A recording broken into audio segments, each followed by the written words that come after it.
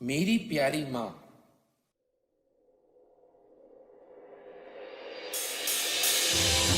एक दिन याद है, आप ही ने कहा था कि ये मोबाइल एसएमएस ये सब तो अभी आए हैं। असली भावनाएं तो खतों में बयान की जा सकती है, जिसे हम संभाल कर रख सकें और जब उस खत लिखने वाले की याद आए तो उस खत को पढ़कर सीने से लगा सकें। उस दिन से ही सोच कर रखा था कि आपको खत लिखूंगा। मैं अपने रूम पर सही सलामत पहुंच गया हूँ। बस आपकी याद बहुत आ रही है। आपके साथ बिताया एक एक पल मुझे यहाँ याद आता है। आप जो हर पल वहाँ मेरा ध्यान रखती थी, जैसे कि आप मेरे कपड़े ठीक करके अलमारी में रख देती थी, मुझे टाइम पर खाना बना कर दे देती थी, वो भी काफी स्वादिष्ट। आपके हाथ में कुछ अनोखा जादू है। यहाँ के खाने में वही स्वाद पाना नामुमकिन सा लगता है।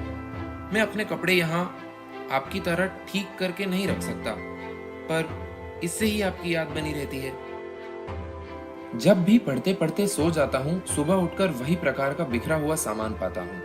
मुझे वो दिन याद है जब सुबह घर पर उठता था तो मेरी रात का सारा सामान आप अपने हाथों से व्यवस्थित रख दिया करती थी। बचपन में आप मुझे अपनी गोद में सुलाती थी और कभी कोई सपना देखकर उठ जाऊं तो मेरे माथे पर हाथ फेरकर फिर सुला देती थी। जब आधी रात को अचानक मेरी आंख खुलती है, तभी यही कल्पना करके नींद आ जाती है कि आप मेरे साथ बैठी हैं। फिर मैं तकिए को ही गले लगाकर सो जाता हूँ। एक दिन अचानक मेरी तबीयत खराब हो गई और संभालने वाला मैं अपने आप को अकेला ही था। अगर आप होती तो शायद मेरा इतना ध्यान रखती कि तबीयत बिगड़ने की नौबत ही ना आती।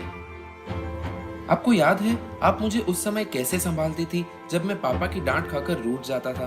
आप कहती थी कि पापा मेरी भलाई के लिए ही डांट रहे हैं और उनकी बातों का मुझे बुरा नहीं मानना चाहिए। दिल से वो मुझे प्यार ही करते हैं। माँ, याद है आपने कहा था कि इस मूर्ति को हमेशा मैं अपने पास रखूं, जिससे मुझे ताकत मिलती रहेगी और आप भी हमेशा मेरे साथ रहेंगी। जब इस मूर्ति को देखता हूँ तो मुझे आप ही की याद आती है, इसलिए मूर्ति बिल्कुल सामने रखी है टेबल पर।